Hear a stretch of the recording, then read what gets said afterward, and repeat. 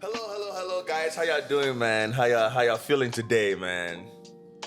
Feeling great, man. Feeling great. You already know, bro. Amazing. Feeling good. Feeling good. It's the weekend, bro. We just need somebody to pause Saturday. We ain't trying to get the Monday, bro. This is amazing, man. Yeah, Sunday. yeah. There you go. Yeah. Just real quick, we're gonna. I just want you guys to introduce yourself, and then we're just gonna dive into. You guys know already how this podcast runs. I don't have any agenda really. We're just gonna flow. So if anybody, everybody can just give their name and however you want to present yourself. So, what's your name, brother? My name's Reagan. Yeah, turn your mic, man. So you just talk into it. Yeah. My name's Reagan. Reagan. What's your name? Beat first to the second letter, but my name doesn't matter. We don't care about that, boy. Hey, not ready. You don't be hitting hard all the time. Hey, you know it's already juice, bro. Let's go, man. That boy renamed Juice, bro. I'm telling you, man. Juice to drink. Hey, whichever one I think about, Jolly Juice. Hey, apple, orange, banana, whatever, bro. He doesn't discriminate. Yeah, I'm going to get a little bit serious here. Oh, I'm Oh just my playing. God. That one guy. Yeah, my name James. Yeah, I think it's my name, James. Yeah. You had to think about it, huh? I think about it. gotta make sure. Who I have here, man? Oh, the one where I am? We like What's your name, brother? What's up, guys? I'm Jake. Yeah, Jay. And y'all know already, I'm your host, Gideon. Host with the most. That's that. I like that. Host I like with the that. most. So today was great. Like right now we're just hanging out. Bunch of dudes hanging out. I think it's really great. So the Pause. No, pause. No, Diddy. Boy, I knew that was coming. Yeah, I knew that was coming, bro. hey, I say a bunch of dudes hanging out. That's all I said. No, bro. I'm with you. You should have just started out. We hanging out. Wow. Bunch of dudes. Hey, I was leading into the question that I wanted to ask. Okay, go ahead. That's why I say that. Teach me. That's why I say that. Okay. So the question that I have, because I love moments like that where bros can just come and hang out and just spend time, and I think it's very important for for guys to have a very strong support group, right? That's how I feel. So my question is like, do you guys think that we are living in a moment where guys are lacking that mentally support, like where guys are not really having like a good support group, like of guys being around? Do you guys feel like we're in a good place as men, or you guys think that there's a need of moments like that where we can just come together and just see how our lives going and just spending real time, together as men? I'll go. Talk in the mic, bro. So Jake and I are in a group, and we have that support from people that from men that that are dealing with pretty much the same issues in life, right? Whether it's addiction, whatever it is, right? There's a group for that. I feel like these days, not these days, but growing up, it was something that was kind of like shunned upon, where men aren't allowed to be men, in a sense of like, if I want to express my feelings about certain things, it's considered a weakness. It was shown as like weakness type thing, right? Yeah. And so there was not really that. It's either because you're a man or boy, whatever, you gotta tough it out. But then the older I started getting, reading my Bible more and understanding, man, I started thinking about Jesus, and I'm like, this man, he did, what I'm saying? He showed an emotional side of him too, throughout his whole journey.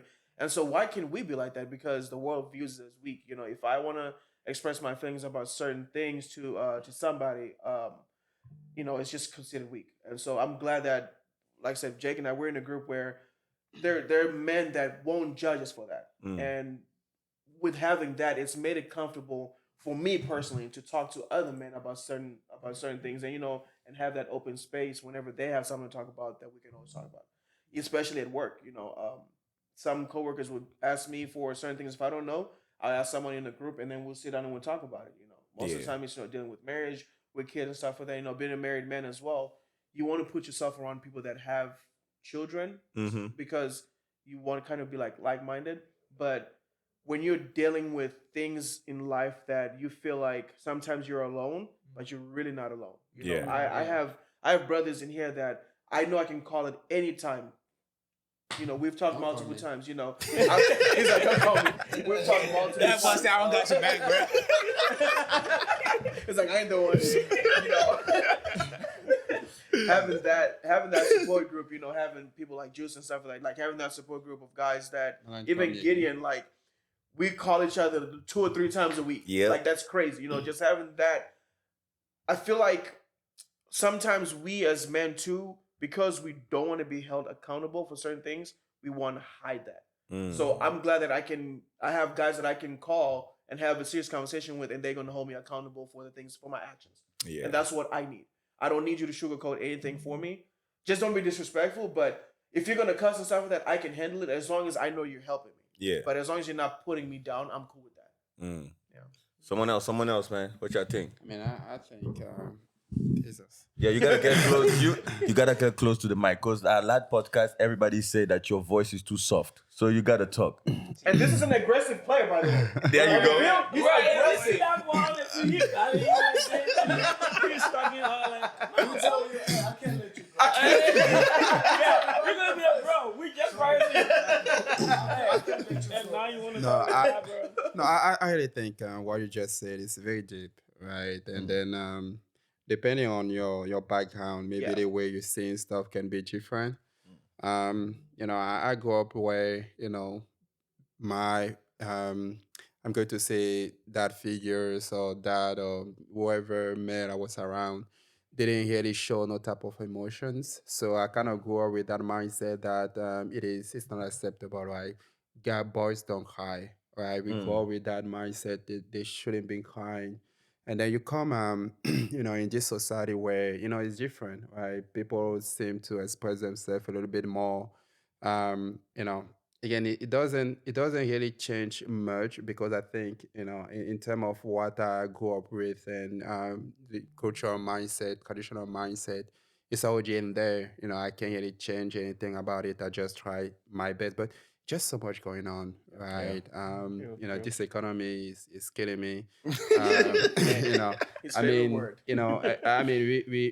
We heard about so much going on, even in Thailand with the earthquake. So many conflict going around the world. You watch it, you're watching all those, and then you feel like, hey, it's a lot, right? It's overwhelming.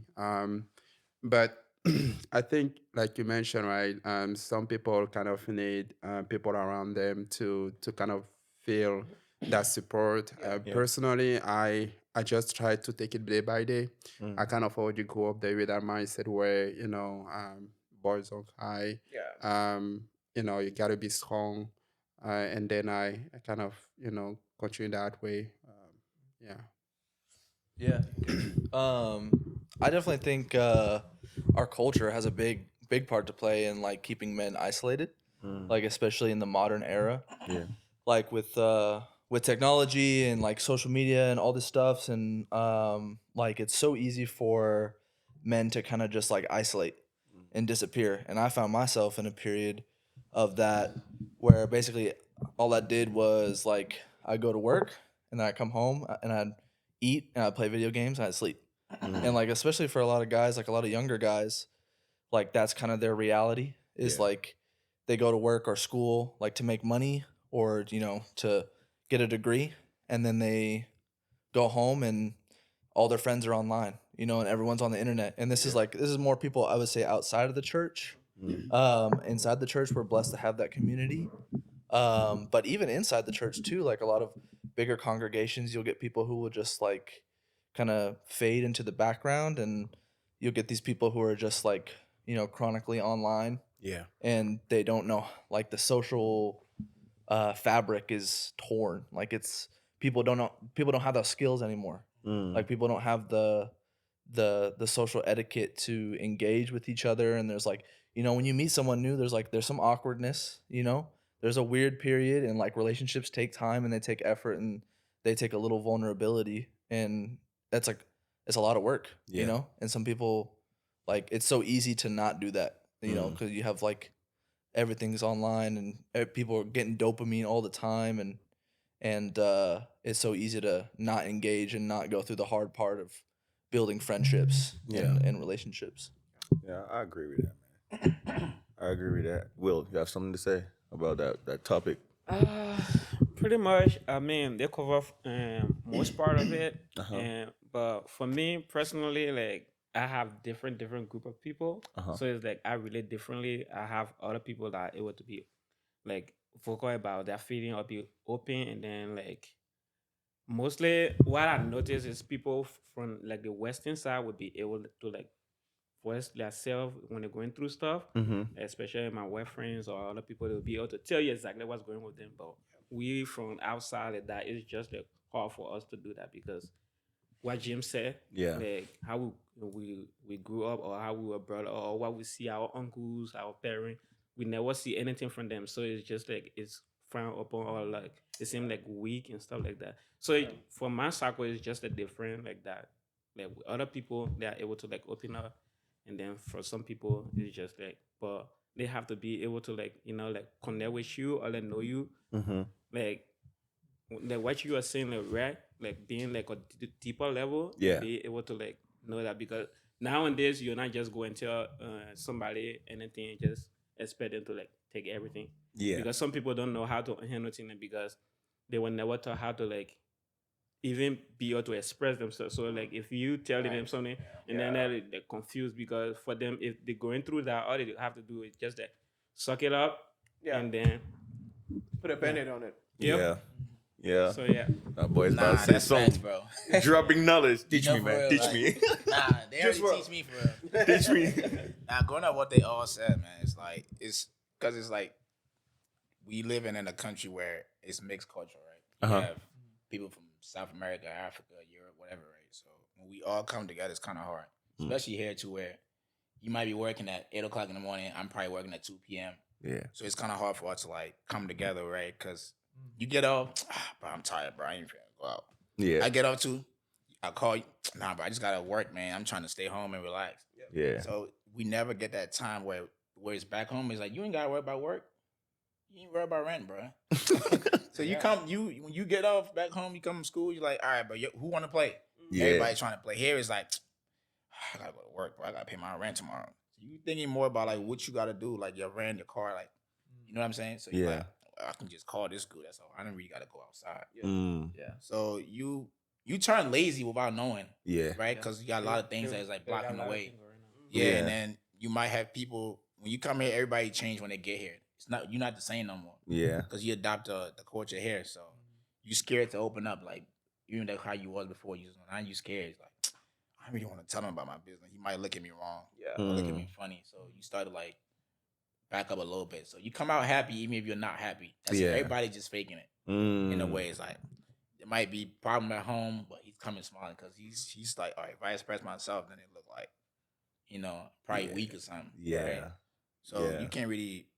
It's kind of hard to fix the issue because he already had what he said, social media and all those other things. So it's kind of really, really hard. Because when you go outside, you don't see that. Mm. You see people like family, they relaxing, they talking. You know what I'm saying? Laughing, nothing. Everybody together. But here it's like everybody's like, hey, I need my space. Yeah. Too much privacy, bro. Yeah. So it's kind of hard to change things. No, I agree with that. I agree with that. So I'll just touch on what you just said. That's why I like Mexican families Mm. because they, no matter what they go through, but they always find the time to go to the park together and just have that moment because starting Monday to Friday or whatever work Monday to Sunday, it's like really heavy time. So when you get that time with your family, you go over there and then you refresh, right? Yeah. So most of Mexicans do that. So like group like this, even like you don't want to open up, but you just being in the group and listening to what people are saying, it's gonna help you out. Yeah, yeah, I feel like for if sure. that happen a lot, eventually you'll be able to like speak Yeah. up about Yeah, something. Yeah. because it will give you confidence. Yeah. And you're Yeah, like, you oh, probably like, all right, man. He opened yeah, up, he so I opened can up. open up Let too. me open up too. Yeah. You're right. You know, I've been to a lot of groups and I've seen this happen. So if we like make a schedule like, hey, two times a month, just meet, it's gonna help a lot Yeah. because it's a lot of going on, man. To a lot of families, like people, like especially us who married, it's hard. Yeah. Yep. Super hard, bro. Yep. So this group will be really good if we could do this every month. Mm. Just come together and be able to like know about brothers, how you doing and things. Yeah, it'll be good. You know, I used to just you touched on that where it's like if someone asks you a question, they're like, "Oh yeah, I'm good," whatever. One of my I call him my brother. We call ourselves the Great Divide. So he's like, I'm chocolate and he's vanilla, right? Yeah. Talking about Steve. Mm-hmm. And man, we were at church one time and he was like, "Hey bro," he's like, "Hey, how you doing, bro?" I was like, "I'm good." He just goes, "Cut the crap." He used out the word, the S Yeah. word, right? He was like, "Cut the crap," and I was like, "What?" He goes, "I know you're not good." And so we sat down and we talked. And I wasn't good, right? But I was just faking smiling. But now I'm to a point where I'm so comfortable. If you ask me if I'm good or not, I'll tell you if I'm good or not. Mm. That's how, because he brought that out of me. Yeah. Like it took for him to do that to me. I'm like, okay. Because he was honest with me. And I appreciate that a lot, Yeah. If I'm not good, Gideon knows. Like I've called Gideon multiple times where I've been on the phone for an hour and a half with him. Take that back. An hour and 37 minutes. I'll never forget that. Hour and 37 minutes. I was just ranting, just like had to say what I had to say. And then he didn't even say anything.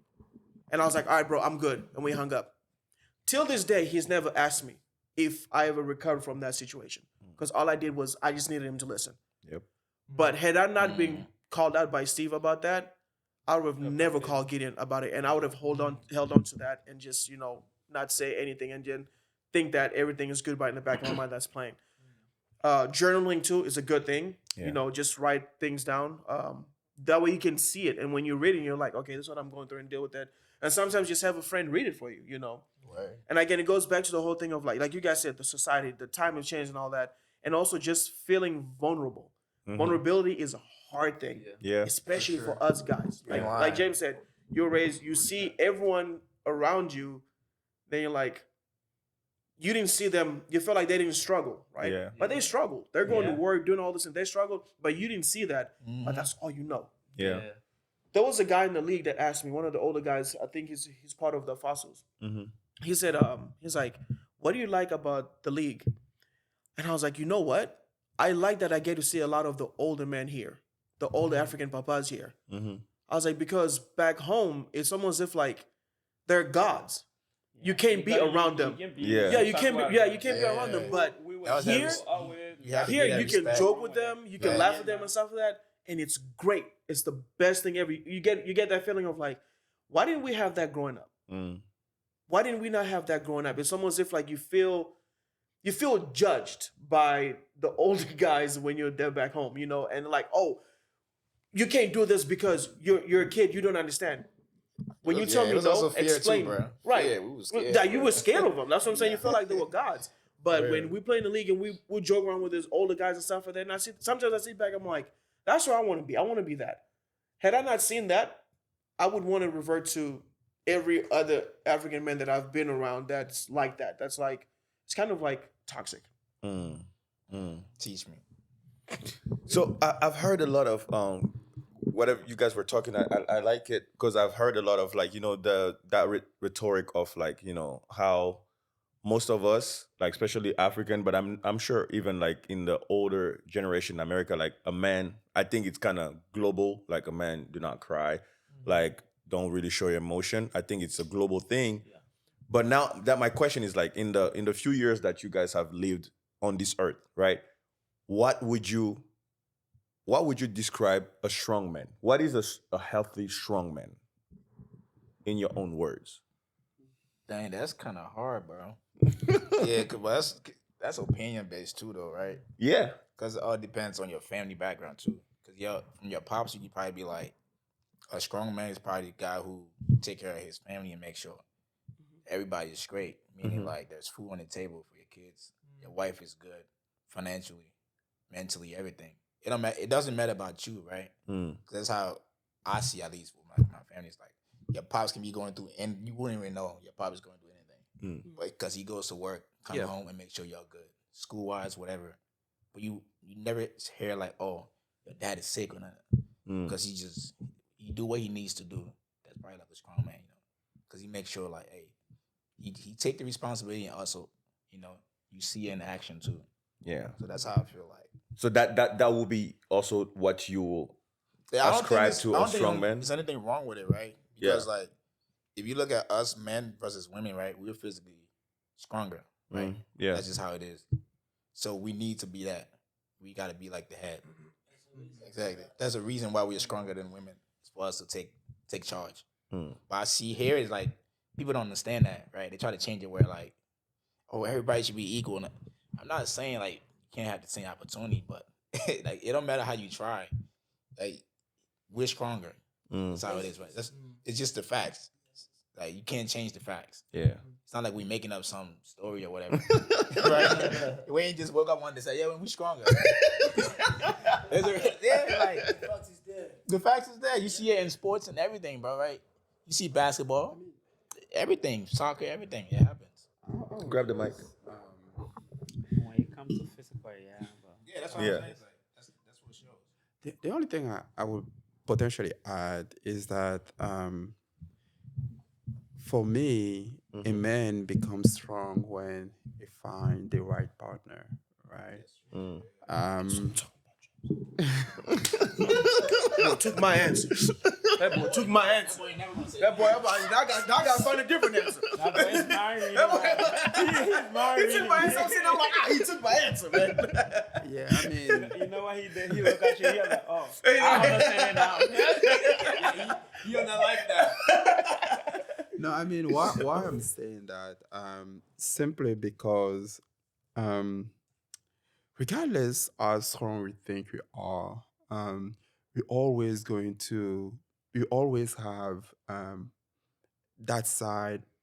I would say weaknesses, and then it is the partner that we should. That's what some people say. The most important decision that you have to make in your life is choosing your wife. Yeah. Right. You choose the wrong one, Jesus. You'll be staying by the door, taking some minutes just to think about. That's when you know if man is strong or not. I mean, That's when you find out. I mean, I'm telling you, I have known, people who were not really married, but just involved living with a partner, and then they were telling me whenever I was going back home, I needed to stay back in the car, just thinking about my life, making sure I'm calm, the calmest I could get, before going back home, right? So I think this trend, that's why people will always say, behind is strong and, very Man, there's successful a man. There's going to be a bigger, like a woman that's doing the work behind. And doing the work behind just means like understanding, for example, if they have kids, maybe it needs time to work on that project. Let me take care of the kids so it doesn't have to worry about that side. An example could be coming back and forth. So yeah, I mean, you guys know me. You guys know what I think about marriage, for a very long time. Um, I am where I am right now. But again, it doesn't change my mind. I think it's Anna. Whichever relationship I'm involved with, always be in that mindset where the woman is a man of the house. When we are in the house, if the woman is happy, everyone is happy.